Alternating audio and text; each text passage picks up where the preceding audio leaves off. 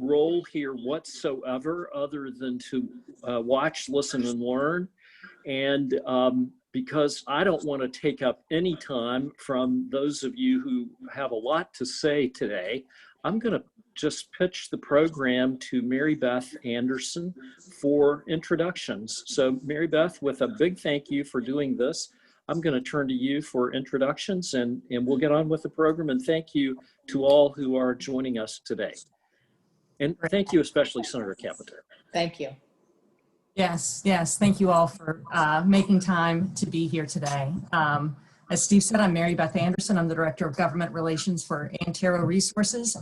Broadband is not my sweet spot, but I've learned a lot over the past couple of days into this topic, which is really pretty fascinating. In the first session of this virtual business summit, Brad Smith, who's from Cerrito, who became, of course, CEO of Intuit and a benefactor in the area, was asked, what is our state's single largest challenge? And he really laid out the charge. He said, we need ubiquitous, high-speed internet connectivity to every home and every holler in the state with no one left behind. That's a tall order, but I think we'd all agree now more than ever, it's the vision. And we're joined today by two people on the front lines of taking the steps toward making that vision a reality. U.S. Senator Shelley Capito needs no introduction, but I'm going to do it anyway because that's what we do. After 14 years in the U.S. House of Representatives, she ran for the U.S. Senate in 2014 and became West Virginia's first female U.S. Senator. In fact, she got more than 62% of the vote and won all 55 counties. She serves on 3 committees in D.C., Appropriations, where she is chair of the Homeland Security Subcommittee, Environment and Public Works, where she advocates, thankfully, for sound energy policy, and most relevant to our time together today, she is on the Commerce Committee, where she promotes rural broadband expansion. Her Capito Connect plan on her website outlines a roadmap for achieving the goal Brad Smith set before us. She and her staff are very accessible and helpful to the business community, and so we're grateful she's here today. Also with us today is Mr. Jim Martin, President and CEO of CityNet. Mr. Martin began his career while still a computer science student at WVU. He started Marcom, a regional internet service provider, website design, and hosting business. Marcom was later purchased by City National Bank along with Charleston-based CityNet. Mr. Martin became the CEO of the new venture. He then led a team of investors to purchase CityNet from City National Bank. At that time, CityNet had about 20 employees, and today CityNet is a privately owned, full-service telecom company with offices in Bridgeport, Morgantown, Charleston, and Columbus. The company has grown to more than 100 employees. I hope and expect Mr. Martin will tell us more about his company as we continue this discussion. But let's start out with some remarks from Senator Capito. Senator, what's on your mind this afternoon in this world today and as we approach this topic that's before us? Well, thank you, Mary Beth, and thank you, Steve, and the board of the chamber and all the chamber members that have joined today. I must say, this is certainly a different world, and I miss being in Colonial Hall, being able to talk to all of you, to tell a few of my memorable stories that I know a few people have enjoyed through the years. But right now, I'm sitting in my own kitchen. I am under quarantine. I have been exposed to the coronavirus, and I was almost 2 weeks ago. And even though I tested negative, which I'm very pleased that I did, obviously, the CDC guidelines and the physician at the United States Capitol told me you got to go home and quarantine for 2 weeks. So I've been under quarantine. Charlie and I have been inside now for 14 days. I don't know if we're both going to make it out, but it's doing great things for our marriage. I can tell you that. That's a little tongue in cheek there, but in any event, I'm really pleased to be here to talk about one of my favorite topics, and that's broadband. But before I do that, I know that there are 2 issues that are of particular concern to everybody who's tuning in today, certainly on the national scene. First of all is filling the Supreme Court vacancy, and the other thing being, what else can we do to help people during this coronavirus pandemic? So in terms of the Supreme Court vacancy, the president will be naming somebody on Saturday for the replacement of Justice Ginsburg.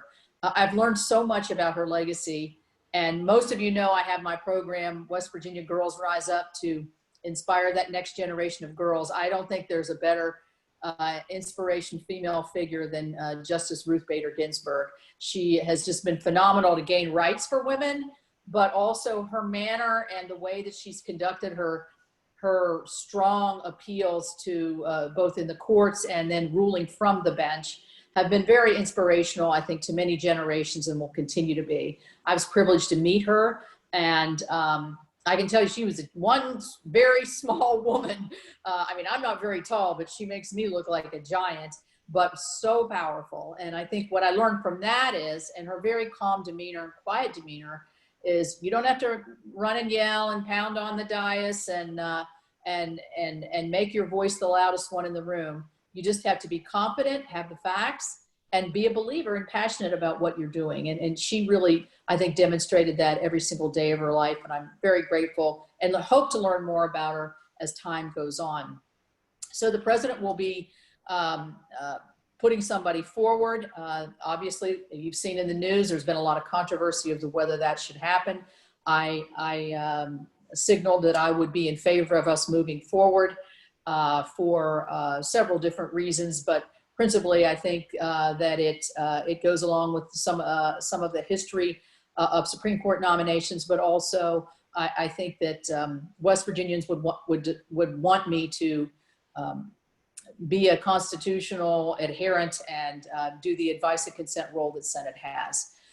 When that vote will occur is unknown, and who it is, I don't know as well, although the president has signaled it will be a woman, which I'm absolutely thrilled about, and then we'll see what goes on from there. I would add one caveat to all the folks out there who watched the Kavanaugh hearing.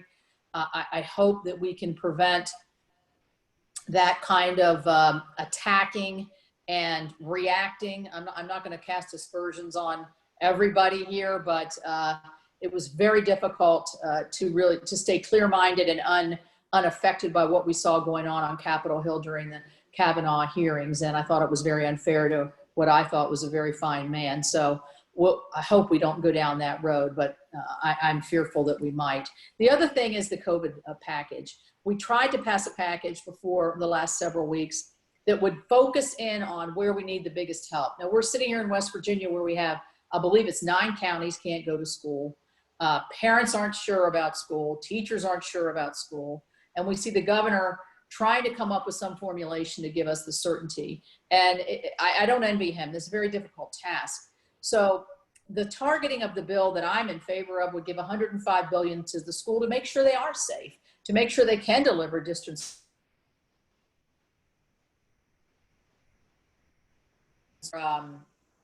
staff and everybody safe, whether it's that more PPE, whether it's more nurses, whatever it would be in the schools to make that determination. And that would also go forward in terms of the colleges and universities too, some funding for that. Extension of the unemployment benefits for $300. So that is an issue as well. Also, small businesses to continue the PPP loan to make sure that the Paycheck Protection Program can go forward to so many businesses that cannot reopen. I'm sure, Steve, some of your chamber members are in this. And even if they can't reopen, they can't get back to full business.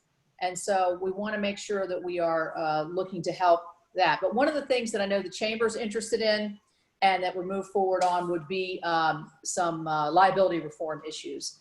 We had that in the package to give a limited liability cover to businesses, nonprofits, schools, and others that open and are following CDC guidelines, doing the best that they can.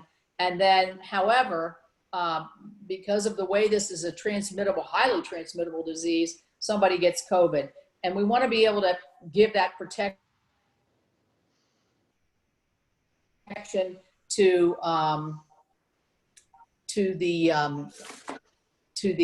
the businesses and everybody else. I think I have a bit of an emergency here, but hold on just a second.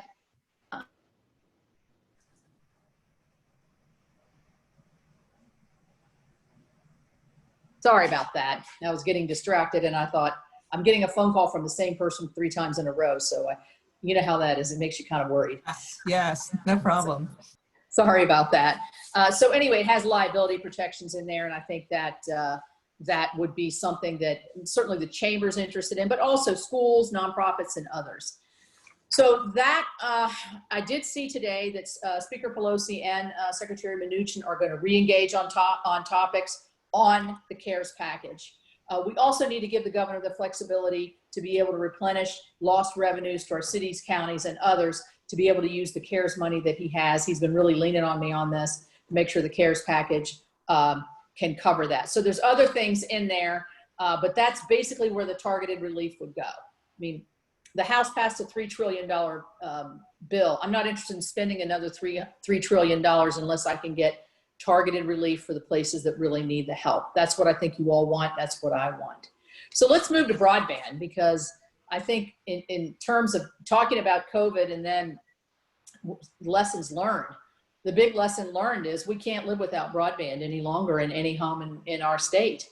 Mary Beth talked about my initial maiden speech on the Senate floor in 2015. I really emphasized the broadband initiative and created my Capito Connect plan shortly thereafter.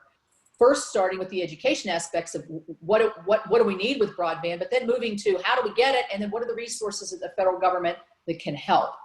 And Jim and CityNet, they've been very helpful to help us. I'm going to give a major shout out to Aaron Spork in my office, who has been my partner here, who has worked with a lot of service providers, municipalities, and everybody to try to meet this goal that I set out for ourselves. But in order to grow our economy, to educate our children, to deliver telehealth effectively, to do tourism properly, and other kinds of economic growth, we have got to have the broadband to every single home, as you said, Brad Smith said in his statements earlier. So how far have we gone with Capito Connect? Well, we've actually made some, I think, pretty good headway over the last several years.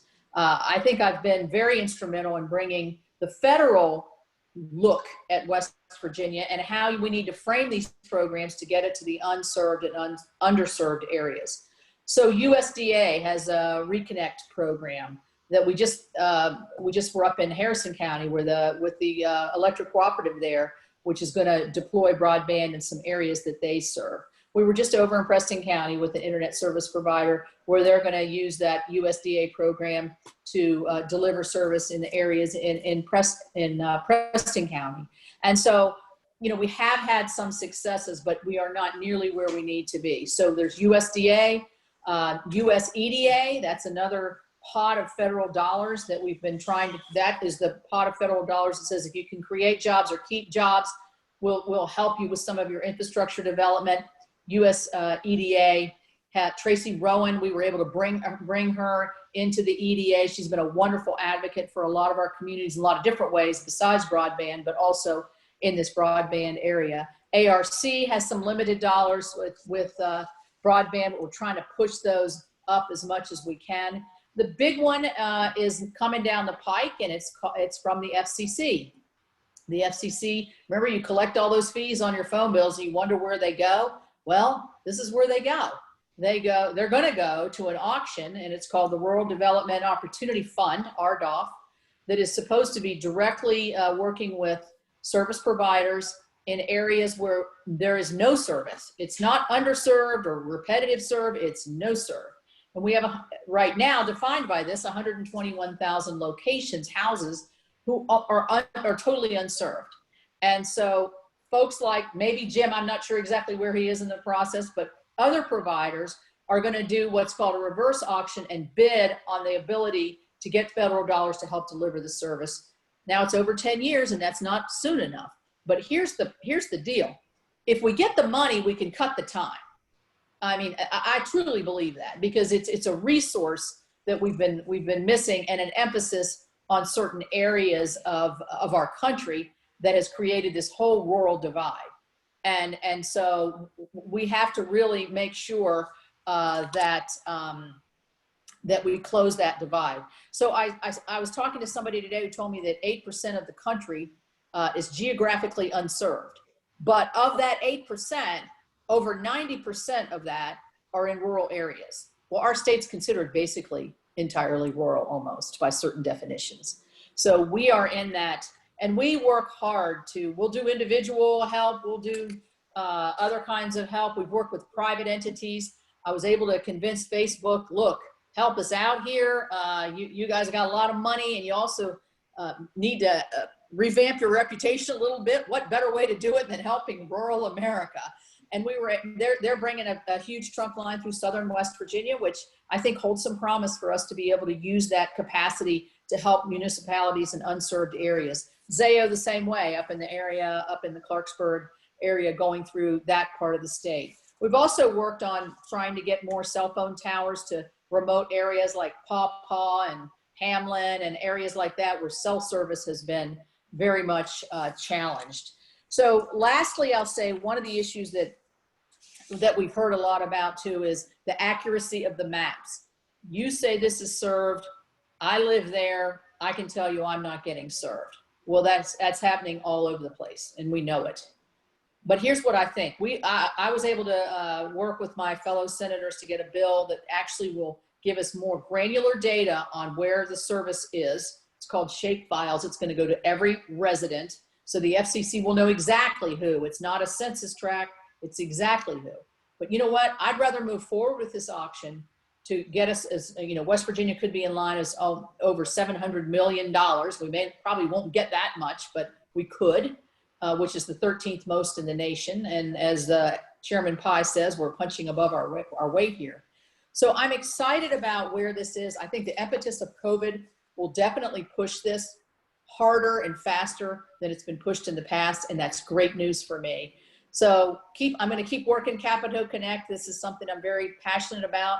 It's measurable, and it's also now measurable in how people are going to do at school, how healthy you're going to be, whether you're going to be able to sell your home or not, what price you get for your home, can you bring your business there, can you telecommute? All these things now are really front and center. So I think this is probably one of the most key issues that we can address here in the state. Thank you. Thank you, Senator. Next, we're going to hear from Mr. Jim Martin, but I do want to do a bit of housekeeping. We will open it up for questions. So if you have a question, type it in the Q&A portion down there towards the bottom of the Zoom panel there. I introduced Mr. Martin earlier. He's the CEO of CityNet. Tell us, Jim, more about yourself and your company and your point of view on this challenge. That's great. Thanks, Mary Beth, and thanks to everyone who's participating in this conference today. CityNet, just a brief story. We're a internet service provider that focuses primarily delivering services across fiber optics. We've been in business for over 20 years. Me personally, since I've been out of college, my whole life has been focused on telecom. And we really are acutely aware of what the problems are as it relates to broadband in West Virginia. What I like to do when I have conversations with folks about the broadband challenges, let's talk about where is the broadband problem. It's rather easy to identify in that in our state, we're unique in that we only, just given the nature of the physical size, the lack of population, we're a unique state in that just over time, we've only ever had one incumbent provider that generally provides services throughout the state, as opposed to a lot of the other states in our country where there's a lot of competition, there's a lot of providers, portions of the states were allocated different incumbents, but West Virginia was just unique, and that's by the nature of the geography and our population. As a result, we just don't have a lot of competitors here, unlike some of the other states that are around us and throughout the country. And so one of the things I like to talk about is, where is the challenge at? And it's really kind of easy. If somebody has the ability to get cable TV service, there's a TV service that we're all used to paying, where you get a couple hundred TV channels. You have a cable TV provider that more than likely is in the business of providing broadband.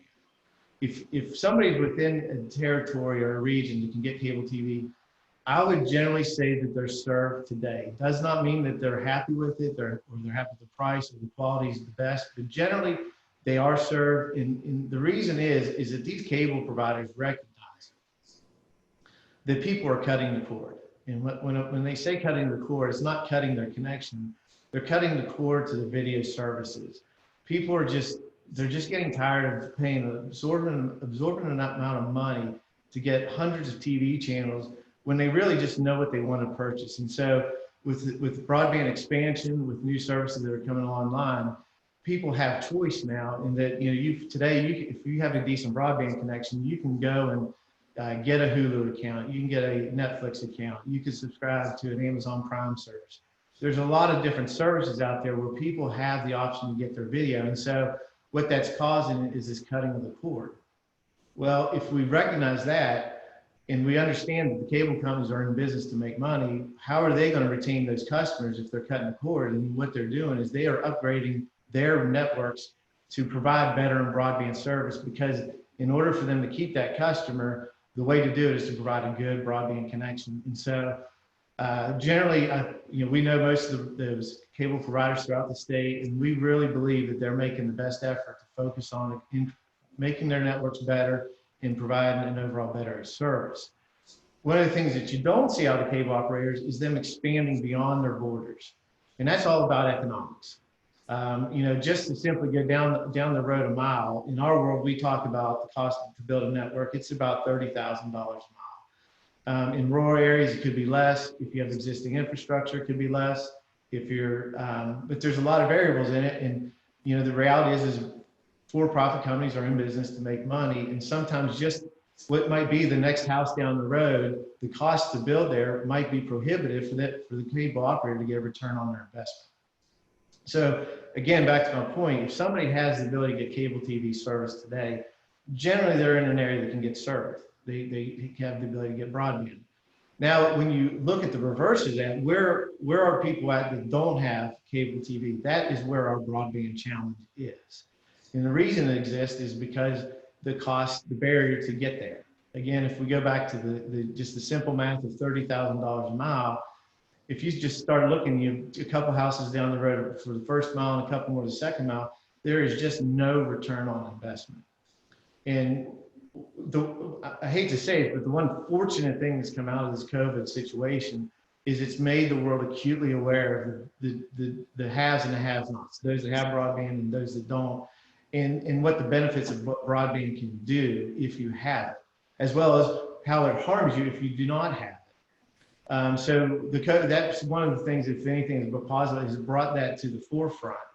Well, at the same time, the government in the past traditionally has kind of relied on the incumbents and kind of expected the folks, that we'll go out there and we'll expand broadband, but they weren't really aware of the cost to do that. And so there have been a lot of programs that have come up over the years, and Senator Capito has mentioned several of them, everything from working with the USEDA to the USDA, the FCC, the Appalachian Region Commission. There's a lot of different programs that are available today. Sitting there, we've actually, just a little background, we've actually won a couple Reconnect grants in round one, where we partnered with Wetzel County and Tyler County. We've partnered in round two of Reconnect, we've partnered with Pocahontas County, and then a conglomeration of 5 counties in Roane, Clay, and some others.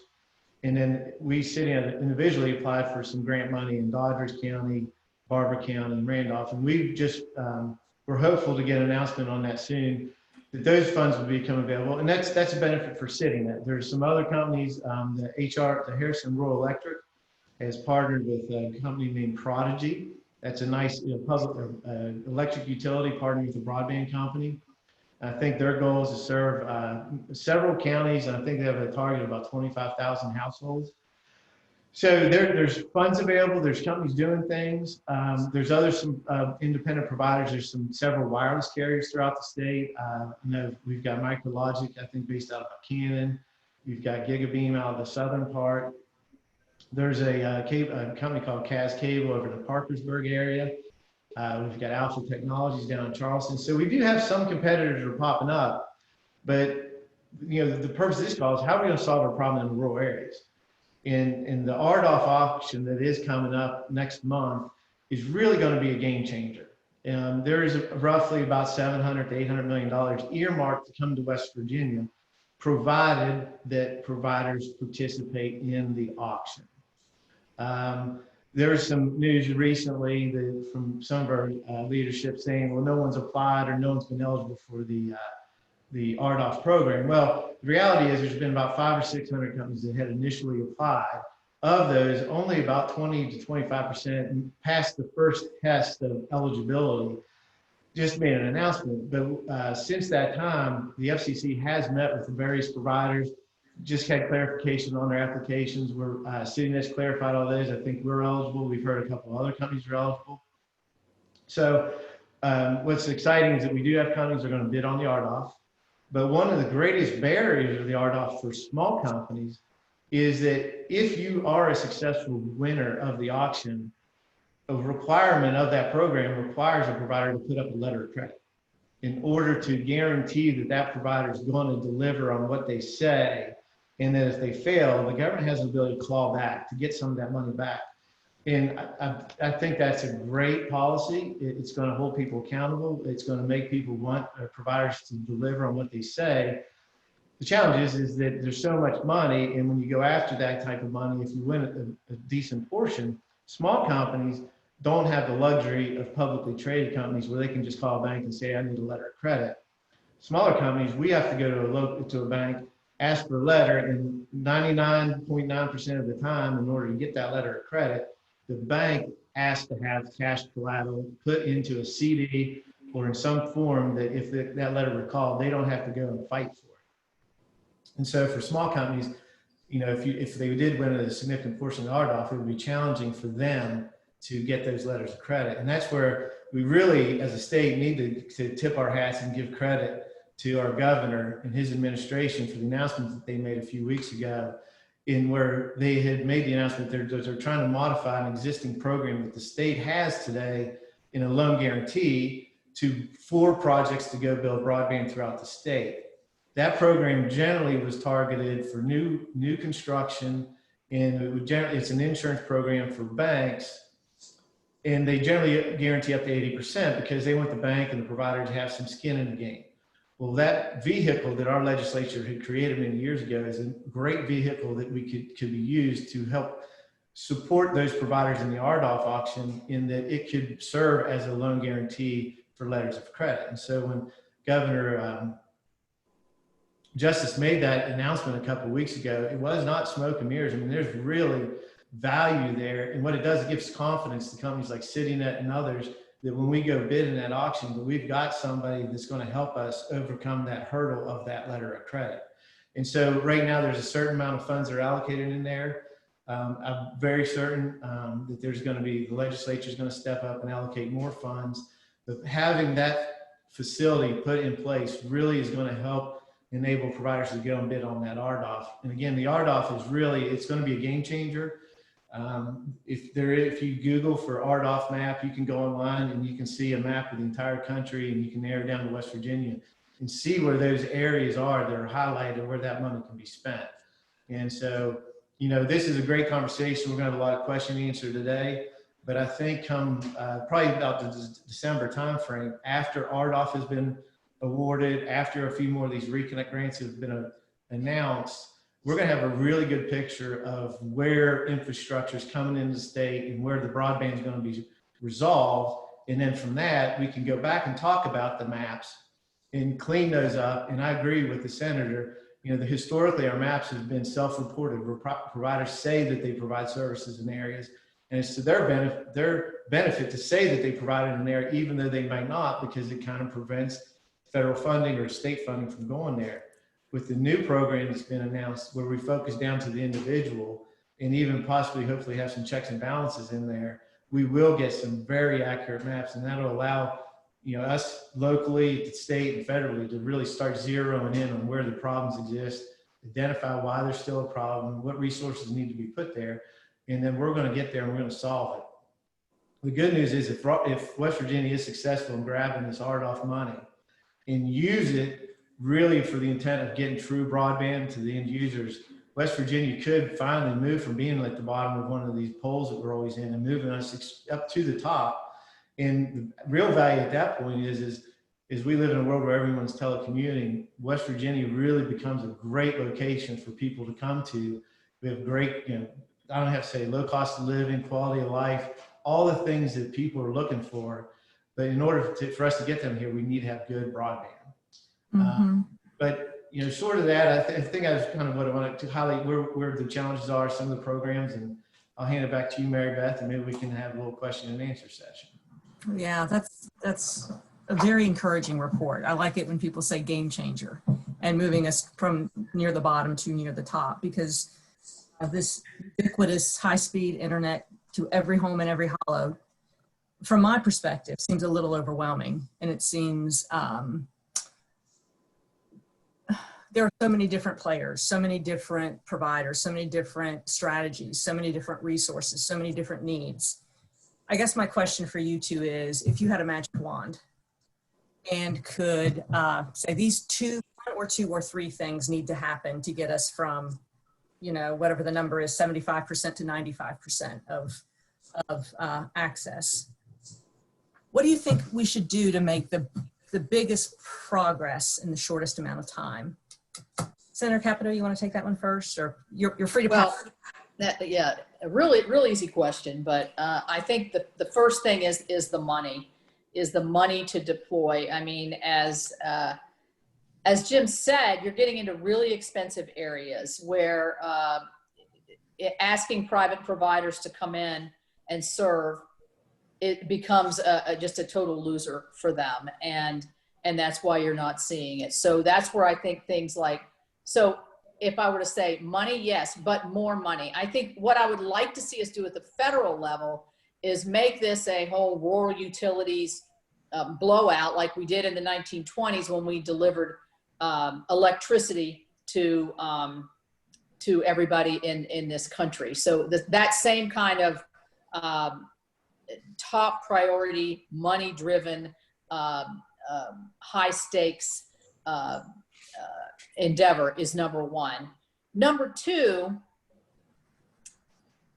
in West Virginia, sometimes I feel like instead of saying why we can do everything, we say why we can't. And we end up with little fiefdoms of people that can have this part of business because we don't have, so, and Jim said it too, we don't have the competitive environment. So sort of the best person wins kind of thing. It's like, this is the only thing going in this area. And I've got to hold on to what I have and not either share data or share experience. So that's what I liked about what Jim's presentation. Obviously, he's got a great company that he's built himself, but he wasn't hesitant to name all the other players in the state because all boats are going to rise here.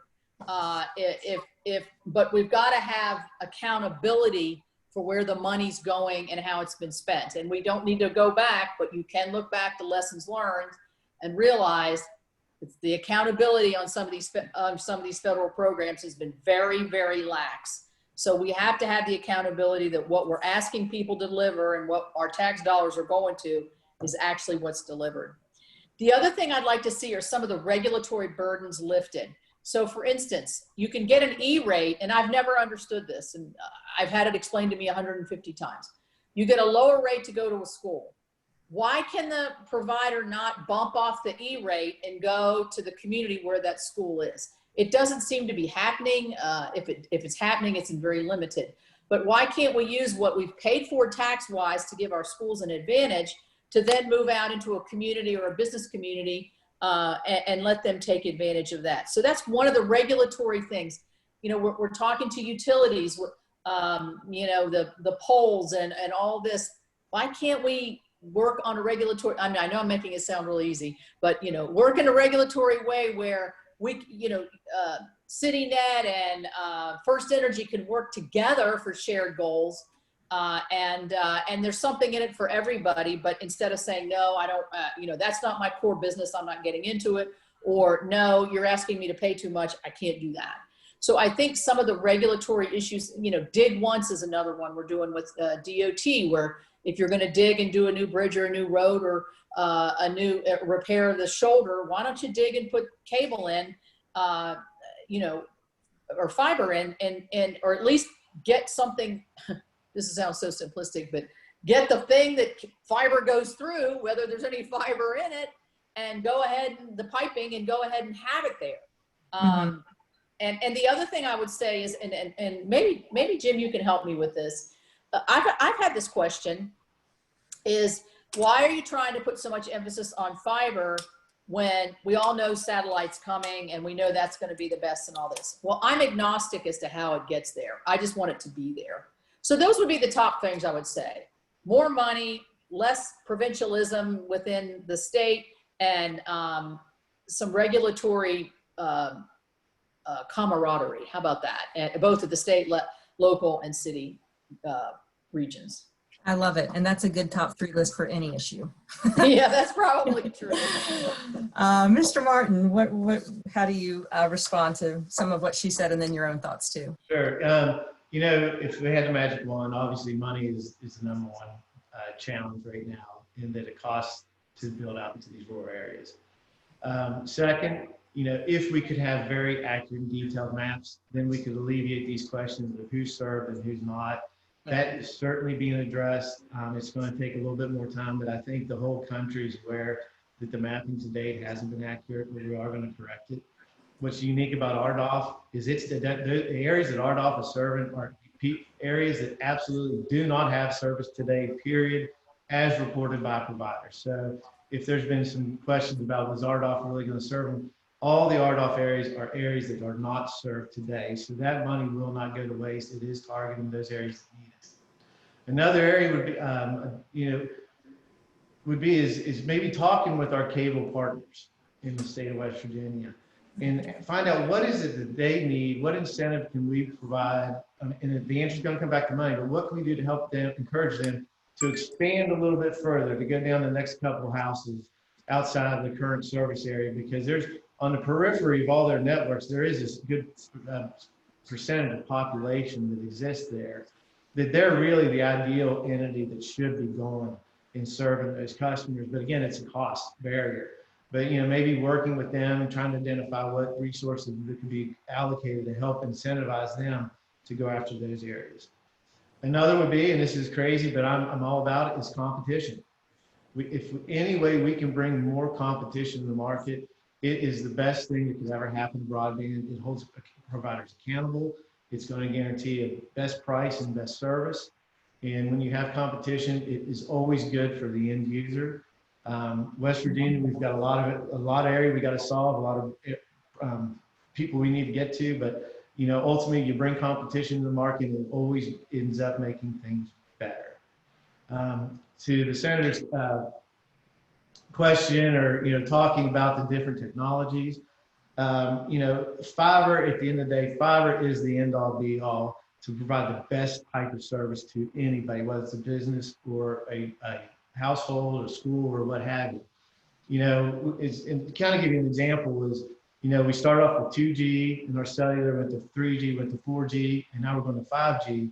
Well, for those that aren't really familiar with the technology, as you changing those Gs, the bandwidth is significantly increasing, but the distance in which you can provide that service continually shrinks.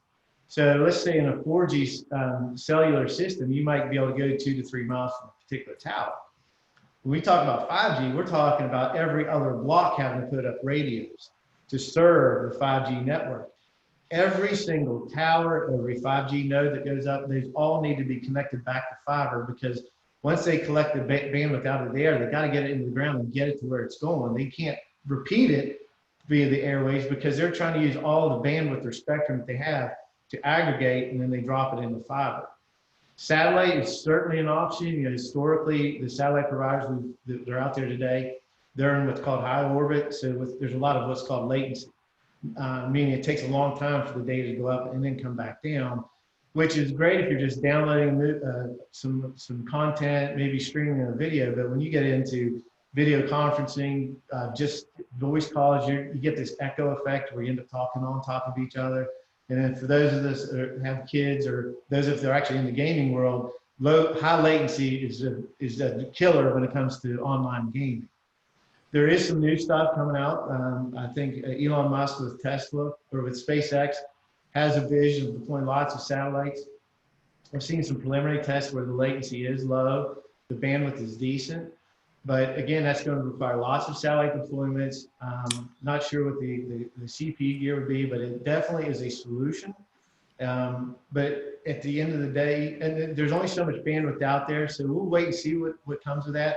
I'm excited that there are companies like SpaceX that are trying to solve those problems because it will help target those rural areas where we can't get fiber to today.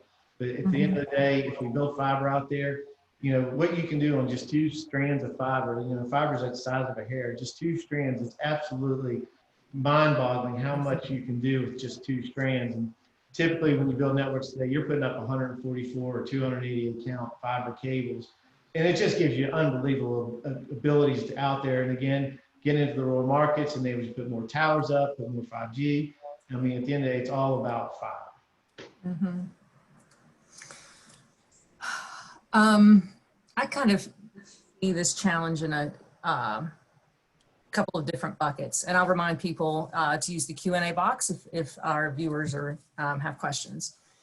And what we spent most of our time talking about, of course, is getting access to unserved and underserved areas, which, you know, I think West Virginia stands to win when people can work anywhere. Right? When people can work anywhere, as Jim mentioned, West Virginia is a winner, and especially if we have broadband everywhere, right? But then the other part of economic development is taking areas that do have broadband, like Charleston, Huntington, Morgantown, wherever, and then taking that up a notch. And I hear about Gigabit City. I don't know what the gold standard is. What kind of attention is that effort getting, and how important is it? Is it the same resources for the served and underserved question that come to this question, or are they different? You know, I think by and large, the federal help that is designed for unserved and underserved areas. I think what drives the gigabit cities like Parkersburg and Charleston and probably down into Beckley, going down into our larger cities, Huntington, is the economics can drive it. There's more take up by people. There's more businesses who need that bandwidth, or and so to my knowledge, I don't know. Well, the FCC does set a minimum, but it's not it's 25. I mean, you can help me with the technical, but if you're talking gigabits, you're talking what, 1,000, right? So yeah, so I don't know of any federal help that comes with getting your speeds up to where it needs to be. And I don't think there really needs to be, because I think the economics can drive it. But what it does do is it creates a bigger divide. And I know a lot of the cable companies have gone this direction. I actually came up with a bill called a gigabit opportunity zone, where we could identify within our clusters of employers where we need more, exactly what you're saying, Mary Beth, where we need to, you know, ramp it up so that we can grow the employment base or grow their ability to do different types of things with their employees and with their aspirations at their particular business, and to give a tax advantage to that, so that, because that would be an advantage to a city or to a county to be able to attract those kinds of that kind of growth or business to come into those areas. So if you can get your service up to a certain point, maybe you would have some tax advantages there, much like an opportunity zone. So those are some of my thoughts there.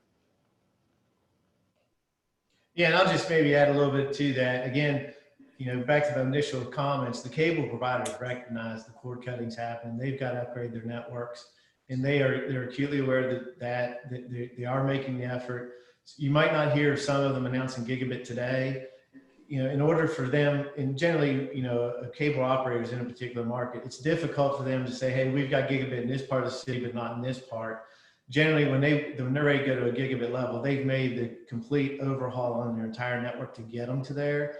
But, you know, 100 meg, which is generally what you see from cable providers today, 100 meg is absolutely an incredible amount of bandwidth. And it is plenty for the average household, even if you have lots of kids and family living with you. 100 meg really is adequate today. One of the challenges on the cable side is that their uploads are usually limited, because they've designed their networks to give you a lot of download.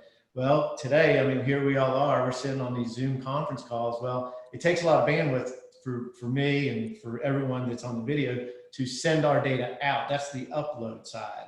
And again, the cable op, they're aware of it. They're seeing it. You're seeing their speeds are changing from like 10 or 100 down to like 4 up. They might change it from 100 down to 20 up, but they're getting there, and their networks will get to where it is a gig up and a gig down. So I think that's coming. I think the senator hit on it. It's about the demand and competition.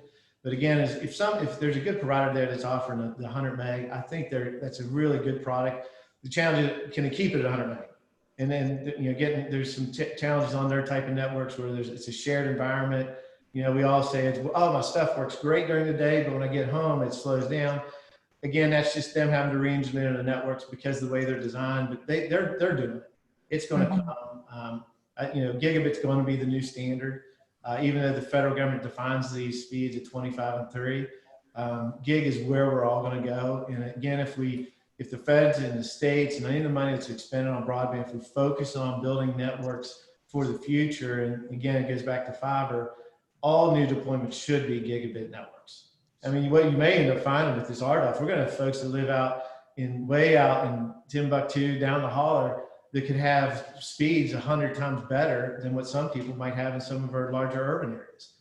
Again, if it's based on fiber, and fiber it's a real game changer. Question from the audience, and I think Senator Capito hit on this a little bit when she talked about dig once. She said the question is, can you lay dark fiber? I don't know what that is. Can you lay dark fiber within the pipeline rights of way? Is that possible? That's a more technical question. I bet Jim knows the answer to that. My initial answer would say yes, but I don't know. Yeah, so I'll take a shot at that. I get a question all the time from a lot of our leadership. Well, where is all the fiber in the state? There's got to be fiber available that we can solve this problem. Well, there is a lot of fiber, but it's all privately owned, right? Frontier has a vast amount of fiber in their network. Sager does, Comcast, we all have fiber, but it's our fiber, it's private fiber. It's not open and available to third parties. I mean, you got to imagine these private companies have spent a lot of money invested in their infrastructure. Again, if they were to make that fiber available to their competitors, 2 strands of fiber could destroy them if another competitor had access to it. So yes, there is a lot of fiber, but the question is it available? Is it, and if it is, at what cost? So in West Virginia, there really isn't a lot of what we call open access fiber that's available for many. To answer the question of, well, all these gas pipelines, these right-of-ways, can we put dark fiber in there that other providers could tap into? Yes, that certainly can be done. We need to have a neutral party that would have the ownership of the cable.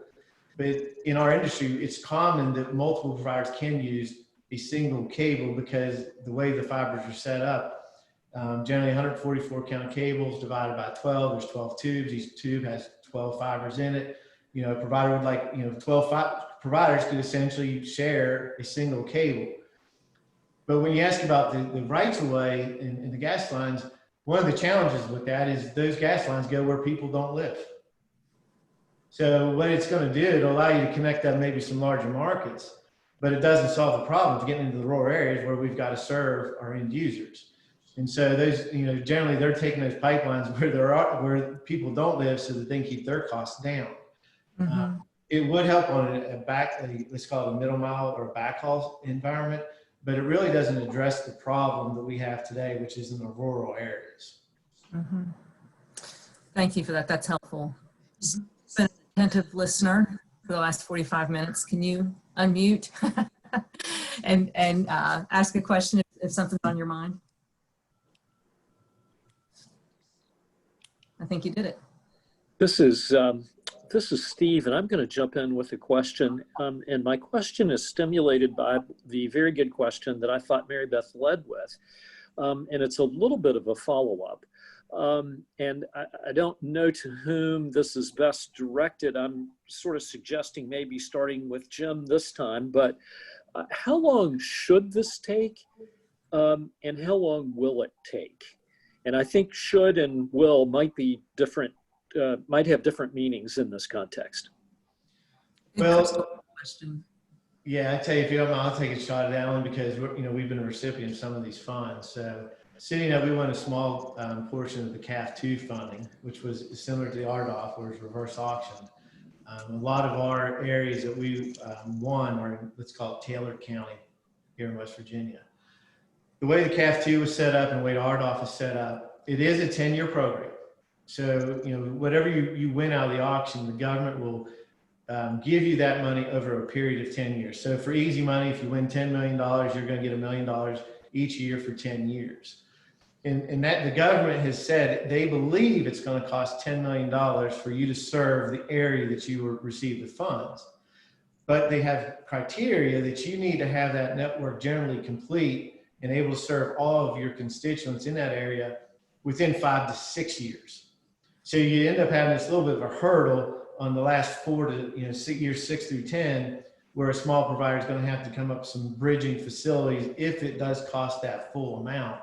But again, what's nice about these programs that have come out today versus the old ones is there are checks and balances in there. And so, you know, to answer your question, generally it's within 5 years of any funding, that network that was funded has to be 100% complete. And that if any person, household or business within that served area asks for service, you are mandated and required to deliver that service within 10 days of order. So, you know, and then if you fail to do that, then there's clawbacks. The government, you know, they can report you failed to meet the obligations, and there are clawbacks in which these funding sources can come and take money back because you're not delivering what you promised. But generally it's about 5 years, you know, within 5, if you can't build a network with funds within 5 years, then you shouldn't be in the game. So again, it goes back to how much money you have. The more money you have, the more network that can be built. Senator Capito, do you want to add anything to that? You know, I really, I was interested to hear his answer. I mean, I think 5 years still sounds like, let's just say this goes on, this COVID thing goes on, God forbid, through the next fall, you know, spring semester.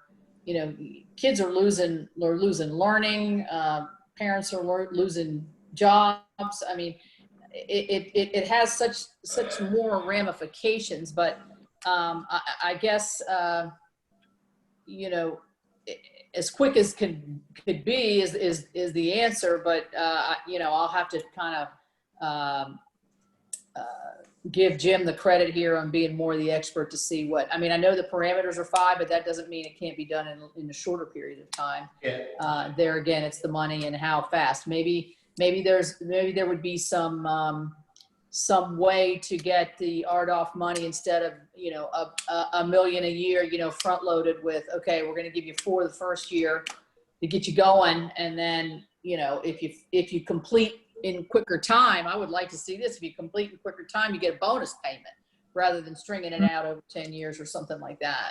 Yeah, I think I can add a little bit more into maybe to address your concern with the 5-year period. Just for the knowledge of the people out there, when you build a network, you know, first you got to get the money, then you got to engineer it, then you have to do what's called the make ready, meaning if you're going to attach to certain poles, if they're not tall enough, if they're old, they need replaced. Then you got to have the construction crews to build them, and all that just takes time.